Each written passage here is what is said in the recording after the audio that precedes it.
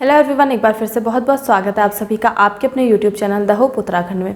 तो देखिए, हम लोग चमोली ज़िला पढ़ रहे हैं, जिसकी फर्स्ट वीडियो मैंने अपलोड कर दी थी। मैं उम्मीद करती हूँ फर्स्ट पार्ट आप लोगों की समझ में आ गया होगा।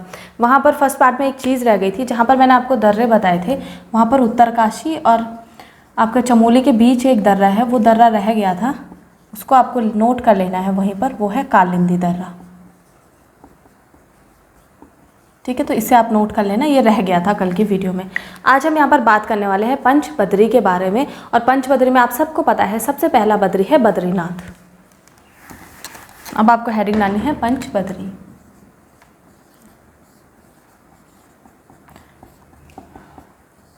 ठीक है, और सबसे पहला आपको लिखना है बद्रीनाथ। तो जो बद्रीनाथ है आपका, इसको विशाल बद्री भी कहा जाता है। ठीक है, और जो आपका बद्रीनाथ है, सबको पता है कि ये जो बद्रीनाथ कहाँ पर स्थित है, ये आपका अलकनंदा नदी के तट पर है।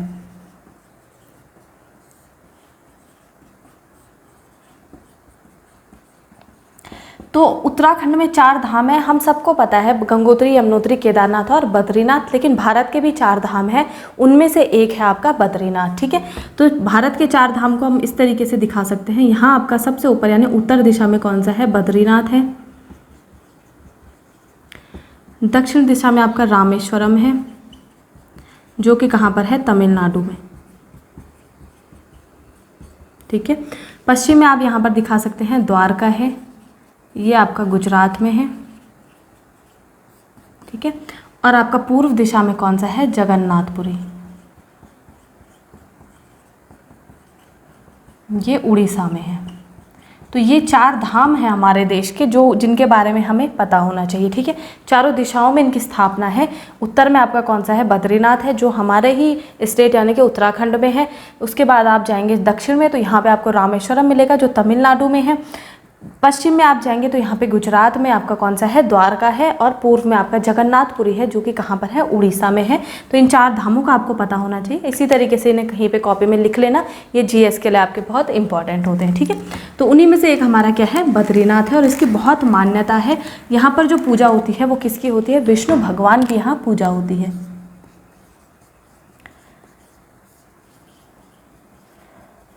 ठीक है, और ये जो मंदिर है हमारा, यानी ये जो भगवान है, इनको पुराणों में बहुत से नामों से पुकारा गया है, जो कि आपको पता होना चाहिए। जिसमें सबसे पहला है मुक्तिप्रदा,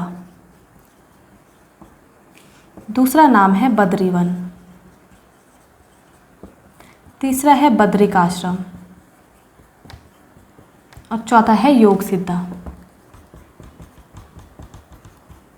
योग सिद्धा। ठीक है, तो ये 4 नाम के पुराणों में कहे गए हैं। किसके लिए? बद्रीनाथ के लिए कहे गए हैं। मुक्तिप्रदा, बद्रीवन, बद्रिकाश्रम और योग सिद्धा, जो आपको पता होना चाहिए। ठीक है, इसके बाद जो ये मंदिर है, ये 2 पर्वतों के बीच में है, जिसमें एक आपका है नर पर्वत, जिसको कहा जाता है अर्जुन का रूप, और दूसरा है नारायण पर्वत। तो नर को कहा गया है अर्जुन प्लस नारायण, जिसको कहा गया है विष्णु का रूप। इन दोनों पर्वतों के ये बीच में है। ठीक, अब जो यहाँ पर विष्णु भगवान की मूर्ति स्थापित की गई है, वो कहा जाता है शंकराचार्य के द्वारा की गई थी। और ये मूर्ति पहले कहाँ पर थी? खंडित रूप में ये मूर्ति है, यानी कि पूरी मूर्ति नहीं है, थोड़ी बहुत टूटी हुई मूर्ति है। और ये मूर्ति आपकी पहले नारद कुंड में थी। ठीक है, तो नारद कुंड से इसे जो है स्थापित किया गया वो किया गया था शंकराचार्य के द्वारा। किसने? शंकराचार्य ने इसको स्थापित किया गया था। ठीक है, इसके बाद नेक्स्ट आपको यहाँ पर नोट करना है, जो ये आपका बद्रीनाथ मंदिर है, इसको 4 भाग इसके कहे जाते हैं। ठीक है, और इस चीज़ का ध्यान देना है, ये थोड़ा विवाद वाला हो जाएगी ये बात कि 4 इसके जो है भाग दिए गए हैं, क्योंकि आपके अगर आप परीक्षा वाणी उठाकर देखेंगे, वहाँ पर 3 ही भाग दिए गए हैं। तो इस चीज़ को भी ध्यान में रखना, जिस हिसाब से आपका क्वेश्चन पूछा जाए एग्जाम में, उसके अकॉर्डिंग आपको इसका आंसर करना है। ठीक है, तो 4 इसके भाग बताए गए हैं, और वो कौन कौन से हैं? सबसे पहला है गर्भगृह। ठीक है, दूसरा है मंडप, गुंबदकर शिखर, और चौथा है आपका सिंह द्वार। ठीक है, तो गर्भगृह कहा जाता है जहाँ पर भगवान की जो मूर्ति है उसकी स्थापना की जाती है, उसी स्थान को कहा जाता है गर्भगृह। ठीक है। दूसरा है आपका मंडप। तो मंडप कहा जाता है जहाँ पर पुजारी वगैरह बैठ के पूजा करते हैं, उस स्थान को कहा जाता है मंडप। गुंबद द्वार, गुंबदकार शिखर कहा जाता है, जो आपके ऊपर का थोड़ा सा एरिया होता है जो त्रिकोण टाइप में होता है, वहाँ पर एक गुंबद सी बनी होती है, उसको कहा जाता है गुंबदकार शिखर। ठीक है। और सिंहद्वार कहा जाता है जो फ्रंट का होता है, फ्रंट का एरिया जहाँ से आप एंट्री करते हैं, उसको कहा गया है सिंहद्वार। तो ये 4 इसके भाग बताए गए हैं जो आपको ध्यान में रखने हैं। और ये गुंबदकार शिखर जो है ये परीक्षा वाणी में नहीं दिया है, इसलिए इसको लेके कंफ्यूज नहीं करना। अगर 4 आपके ऑप्शन में आएगा तो 4 आपको करना है, 3 आएगा तो आपको 3 करना है, इस चीज़ का ध्यान देना। ठीक है। तो ये चीज़ आपकी हो गई इसके भाग के बारे में। अब जो ये मंदिर है आपका, इसके बारे में कहा जाता है कि यहाँ पर जो पुजारी होते हैं वो कहाँ से पूजा करने आते हैं, रावल ब्राह्मण होते हैं और केरल से पूजा करने आते हैं। ठीक है। ये बहुत इंपॉर्टेंट है, बहुत बार पूछा जाता है आपके एग्जाम में कि यहाँ के पुजारी आखिर कौन होते हैं। तो पुजारी कौन है, रावल ब्राह्मण। और ये ब्राह्मण कहाँ से होते हैं, ये हैं आपके केरल के। केरल में एक संप्रदाय है जिसका नाम है नंबूदरी संप्रदाय। तो इस संप्रदाय के जो है ये रावल ब्राह्मण होते हैं और कहा जाता है ये किसके वंशज हैं, ये शंकराचार्य के वंशज माने जाते हैं। तो यहीं से ये लोग आकर यहाँ पर पूजा करते हैं। बाकी यहाँ पर इस मंदिर में कोई दूसरा पुजारी नहीं होता है। ठीक है। इसके अलावा जो इस मंदिर में चंदन चढ़ता है या फिर जो भी यहाँ पर नारियल आता है या सुपारी जो आती है, ये कहाँ से लाई जाती है, ये आपके केरल से लाई जाती है। और जो यहाँ पर आपका चंदन है ये आपका कहाँ से मंगवाया जाता है, कर्नाटक से। ठीक है। तो ये कुछ चीज़ें थी जो आपको इसके बारे में पता होनी चाहिए। सबसे इंपॉर्टेंट, पुजारी आपसे पूछा जाता है तो पुजारी कहाँ कौन होता है, रावल ब्राह्मण यहाँ पर पुजारी होता है। अब बात आती है कि इस मंदिर का आखिर निर्माण किसने करवाया होगा। ठीक है। तो इस मंदिर के बारे में कहा जाता है कि इसका जो भव्य रूप से निर्माण था, यानी कि सबसे पहले जो निर्माण करवाया गया था वो कराया गया था कत्यूरी शासकों के द्वारा।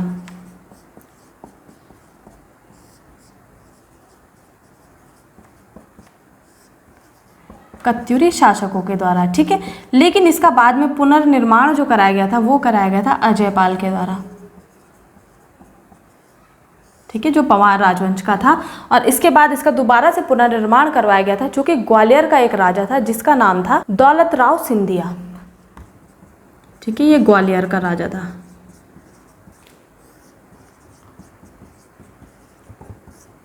इसका नाम था दौलत राव सिंधिया। इसके द्वारा भी इसका क्या किया गया था, पुनर्निर्माण करवाया गया था। ठीक है। तो ये थोड़े से पॉइंट्स आपको ध्यान रखने हैं। ठीक है। तो ये इसके निर्माण के बारे में है कि कत्यूरी शासकों के द्वारा जो भव्य मंदिर आपका दिखता है उसका निर्माण करवाया गया था। उसके बाद पुनर्निर्माण अजयपाल ने करवाया था और फिर दोबारा से निर्माण करवाया गया था, यानी पुनर्निर्माण वो ग्वालियर का राजा था दौलत राव सिंधिया, इसके द्वारा करवाया गया था। अब जो ये भूमि है यहाँ पर जहाँ पर ये मंदिर बनाया गया है, ये भूमि जिस व्यक्ति के द्वारा यहाँ पर दान की गई थी उसका नाम था पद्मदेव। और ये बहुत इंपॉर्टेंट है, आपको नोट करना है। पद्मदेव के द्वारा जो है यहाँ पर भूमि दान की गई थी मंदिर बनवाने के लिए। ठीक है। तो ये कुछ पॉइंट हैं जो आपको ऐसे ही नोट कर लेने हैं इस मंदिर के बारे में, ये बहुत इंपॉर्टेंट है, आपसे पूछे जाते हैं ये चीज़ें। इसके बाद जो आपका ये मूर्ति है, विष्णु भगवान की जो मूर्ति है, ये मैंने आपको बता दिया कि शंकराचार्य के द्वारा इसको स्थापित किया गया था। ये नारद जो कुंड है वहाँ पर, उस कुंड में थी। ठीक है। लेकिन वहाँ पर पानी में रहते रहते ये काले रंग की हो गई थी। और ये किस पत्थर की बनी है अगर आपसे ये पूछता है तो उसको कहा जाता है शालिग्राम। ठीक है। शालिग्राम आप लोगों ने देखा भी होगा, बहुत सॉफ्ट और काले रंग का पत्थर होता है, तो उसी की ये मूर्ति बनी हुई है और ये लगभग 1 मीटर लंबी मूर्ति है। ठीक। तो ये चीज़ आपको पता होनी चाहिए। ठीक है। अगर पूछे किस पत्थर की है तो शालिग्राम की ये मूर्ति है। तो ये आपकी 1 मीटर की मूर्ति है और शालिग्राम की है। अब जो यहाँ पर भोग चढ़ता है इस मंदिर में, वो भात का भोग चढ़ता है, यानी जो चावल से हम लोग भात बनाते हैं उसका यहाँ पर भोग चढ़ाया जाता है। ठीक है। ये चीज़ आपको पता होनी चाहिए, बेसिक सी चीज़ें हैं। इसके बाद यहाँ की शैली की अब बात कर लेते हैं, जो आपसे थोड़ा सा ये भी विवाद वाला ही क्वेश्चन है। और अगर आपसे शैली पूछी जाए तो किस तरीके से आपको आंसर करना है वो थोड़ा सा देख लेते हैं। ठीक है।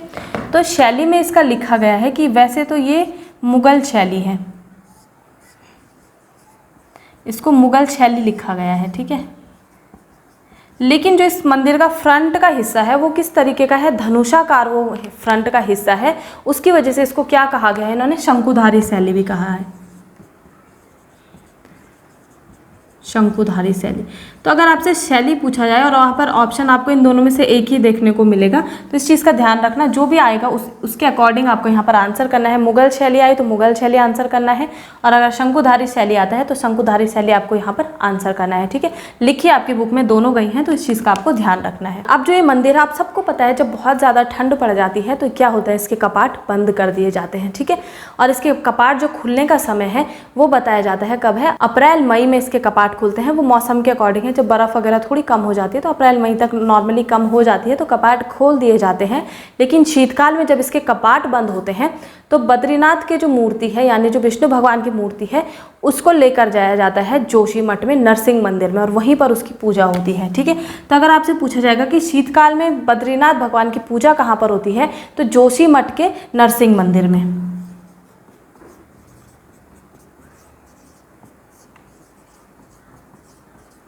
जोशीमठ के नरसिंह मंदिर में, ठीक है, इसकी पूजा होती है। ठीक, लेकिन इससे पहले भी इसको एक स्थान में रखा जाता है जो कि है योगध्यान बद्री में, वहाँ पर भी इसकी पूजा की जाती है। तो इसमें भी आप लोग ध्यान देना, योगध्यान बद्री भी है। ठीक है, तो पहले यहाँ जाती है योगध्यान बद्री में, उसके बाद आपका जोशीमठ लेकर जाई जाती है, वहीं पर नरसिंह मंदिर में इसको स्थापित किया जाता है और इसकी यहाँ पर पूजा की जाती है। ठीक है, तो ये आपके हो गए बद्रीनाथ मंदिर के बारे में, बद्रीनाथ धाम जो हमारा है उसके बारे में बेसिक सी बातें जो एग्जाम में आपसे पूछी जाती है। अब जो ये बद्रीनाथ मंदिर है, इसी के आसपास कुछ स्थान भी हैं, उनको आपको लोगों को नोट करना है। ठीक है, इसके अलावा बद्रीनाथ में एक उत्सव मनाया जाता है जो बहुत फेमस है, कढ़ाई उत्सव। तो ये भी आपको पता होना चाहिए, बद्रीनाथ में मनाया जाता है। ठीक है, इसके बाद अब आपको हेडिंग डालनी है पंच कुंड के बारे में। यहाँ पर 5 कुंड भी हैं जो कि बद्रीनाथ के पास में ही है, तो कौन कौन से हैं उनका नाम नोट करना है। अब आपको हेडिंग डालनी है पंच कुंड। ठीक है, पंचकुंड में सबसे पहला आपका कुंड है तप्त कुंड, दूसरा है नारद, तीसरा है मानुषी, त्रिकोण कुंड और सत्यपथ कुंड।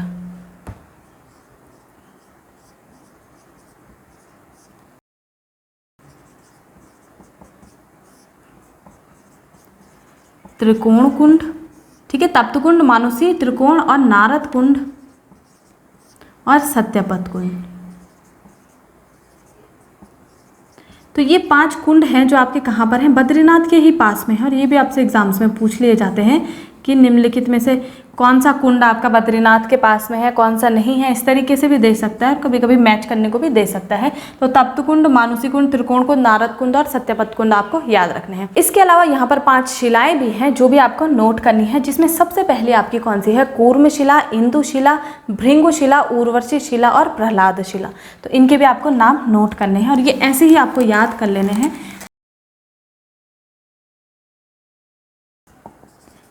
पंचशिलाएं हैं। ठीक है,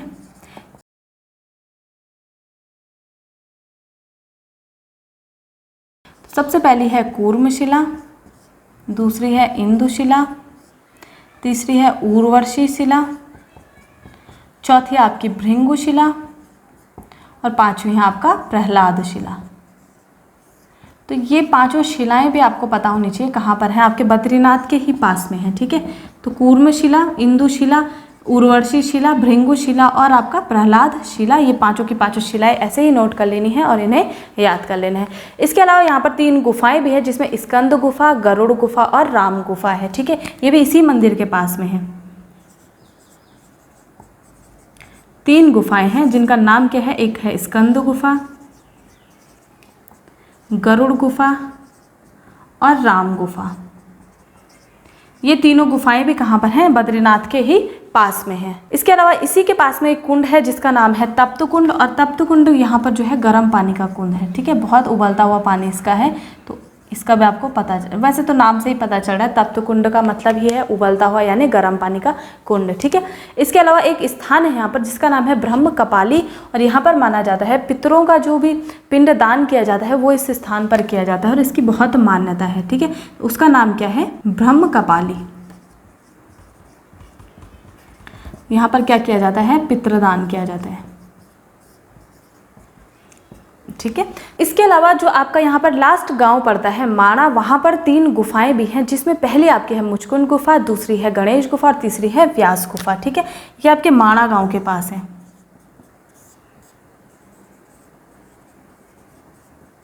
मुचकुंद गुफा, गणेश गुफा और व्यास गुफा। और इस गुफा के बारे में कहा जाता है जो आपके वेदव्यास जी थे उन्होंने क्या किया था, महाभारत बोली थी। और दूसरी गुफा में यानी जो गणेश गुफा है इसमें कहा जाता है गणेश जी ने महाभारत को वहाँ से सुन के वहाँ पर लिखा था। ठीक है, तो ये भी इस गुफाओं के बारे में कहा जाता है। तो ये आज की आपके यहाँ तक की जानकारी होगी बद्रीनाथ के बारे में, यानी कि जो आपका विशाल बद्री है उसके बारे में। अब नेक्स्ट आपको यहाँ पर लिखना है आदि बद्री। अब आपको लिखना है आदि बद्री।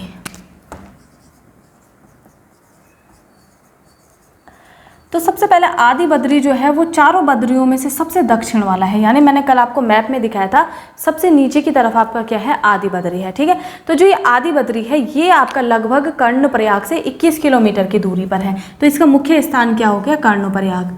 ठीक है, तो कर्णप्रयाग से लगभग कितना है, 21 किलोमीटर की दूरी पर ये है। और इस मंदिर को एक और नाम से पुकारा जाता है, वो है इसका नाम नौठा। तो अगर आपसे पूछा जाए नौठा किसको कहा जाता है तो वो आपका आदि बद्री मंदिर को कहा जाता है। ठीक है, इसके अलावा जो ये मंदिर है यहाँ पर कहा जाता है कि छोटे छोटे और भी 16 मंदिर हैं, तो ये भी आपको लोगों को डिटेल पता होनी चाहिए। और भगवान विष्णु के जो प्रथम दर्शन आपके होते हैं वो इसी मंदिर में होते हैं, आदि बद्री में। तो अगर पूछा जाए कि भगवान विष्णु के प्रथम दर्शन कहाँ पर होते हैं तो आपको पता होना चाहिए कि ये कहाँ होते हैं, आदि बद्री में, भगवान विष्णु के। ठीक है, तो ये कुछ छोटी मोटी बातें जो डिटेल आपको नॉर्मली पूछी जाती हैं एग्जाम्स में, वो है आपके आदि बद्री के बारे में। अब आपको लिखना है योग ध्यान बद्री। तो जो आपका योग ध्यान बद्री है ये कहाँ पर पड़ता है, पांडुकेश्वर में। हमने कल मैप में भी देखा था। ठीक है, किसके पास है ये, पांडुकेश्वर के पास है। ठीक है, और इस पांडुकेश्वर के बारे में एक बात कही जाती है कि जो पांडु थे उन लोगों का जन्म की यहीं पर हुआ था, इसलिए इस स्थान का नाम क्या पड़ा था, पांडुकेश्वर भी पड़ा था। ठीक है, तो पांडुकेश्वर के पास में ही आपका क्या है, योग ध्यान बद्री है और यहीं पर आपकी पांडव शिला भी है। ठीक है, तो इस चीज का ध्यान रखना है, जो पांडव शिला है वो आपके इसी के पास में है। और जैसा कि मैं आपको बता चुकी हूँ शीतकाल में जो आपके भगवान विष्णु की चतुर्मुखी मूर्ति होती है उसकी पूजा यहीं पर की जाती है पहले। ठीक है, तो ये पॉइंट बहुत इंपॉर्टेंट है, ये पूछा जाता है आपसे, शीतकाल में भगवान विष्णु की जो चतुर्मुखी मूर्ति है उसकी पूजा कहाँ पर की जाती है, योग ध्यान बद्री में की जाती है। ठीक है, इसके बाद नेक्स्ट आपको यहाँ पर लिखना है वृद्ध बद्री। और वृद्ध बद्री के बारे में कहा जाता है कि जो वृद्ध बद्री है इसको पहला बद्री भी कहा जाता है। ठीक है, तो अगर आपसे पूछा जाए कि निम्नलिखित पंच बद्रियों में से वो कौन सा बद्री है जिसको पहला बद्री भी कहा जाता है तो वो कौन सा है, आपका वृद्ध बद्री है। ठीक है, तो अब आपको लिखना है वृद्ध बद्री। सबसे पहला पॉइंट, इसको पहला बद्री भी कहा जाता है। ठीक है, और ये वृद्ध बद्री कहाँ पर पड़ता है, यानी कि जब आप जोशीमठ से थोड़ा सा आगे जाएंगे 7-8 किलोमीटर की दूरी पर जाएंगे वहीं पर आपका वृद्ध बद्री वहीं से स्टार्ट हो जाता है। ठीक है, और इसको वृद्ध बद्री क्यों कहा जाता है, क्योंकि ये माना जाता है कि जो शंकराचार्य थे उन्होंने सबसे प्रथम बार यानी सबसे पहली बार जो विष्णु भगवान की मूर्ति स्थापित की थी वो इसी वृद्ध बद्री में की थी। इसकी वजह से इसको क्या कहा जाता है, वृद्ध बद्री कहा जाता है। और ये भी आपका किस स्थान पे है, जोशीमठ से लगभग 7-8 किलोमीटर की दूरी पे। ठीक है, तो मुख्य स्थान इसका क्या हो गया, जोशीमठ हो गया। अब अंतिम है आपकी भविष्य बद्री। तो जो आपकी भविष्य बद्री है ये भी जोशीमठ से थोड़ा सा आगे जाके, कहाँ, कितना दूर,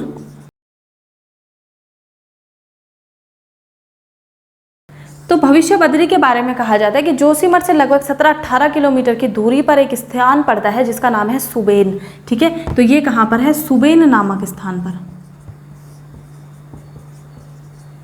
ठीक है, तो भविष्य बद्री आपकी कहाँ पर है, सुबेन नामक स्थान पर है, जो कि जोशीमठ से 17-18 किलोमीटर की दूरी पर है। और इस भविष्य बद्री के बारे में कहा जाता है कि आने वाले समय पर, यहाँ पर अभी क्या है, आधी आकृति है। ठीक है, तो ये आकृति अभी आधी है, लेकिन भविष्य में जब कहा जाता है घोर कलयुग आ जाएगा तो ये जो आकृति है ये पूर्ण हो जाएगी, यानी कि भविष्य बद्री, आप नाम से ही लगा रहे होंगे, भविष्य में होने वाले बद्री, तब भगवान विष्णु की जो पूजा है वो यहीं पर की जाएगी। तो वर्तमान में ये मूर्ति कैसी है, आदि है, लेकिन भविष्य में जाकर क्या है, जब घोर कलयुग आएगा ये मूर्ति खुद ब खुद पूरी हो जाएगी और उसके बाद जो आपके विष्णु भगवान है उनकी पूजा इसी भविष्य बद्री में होगी। तो ये कहा जाता है भविष्य बद्री के बारे में। ठीक है, तो ये आपके पंच बद्री आज यहाँ पर कंप्लीट हो चुके हैं, जो कि मोस्ट इंपॉर्टेंट है आप लोगों के लिए। अब छोटी सी एक और आपको यहाँ पर लिखना है, खनिज संपदा कौन कौन सी मिलती है आपके चमोली में।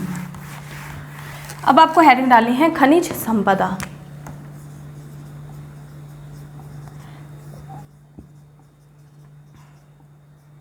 तो खनिज संपदा में माना जाता है कि जो चमोली है, टिन केवल चमोली में ही मिलता है। यानी कि अगर आपसे पूछा जाएगा टिन कहाँ पर मुख्यतः मिलता है, तो ये आपका चमोली जिले में ही मिलता है।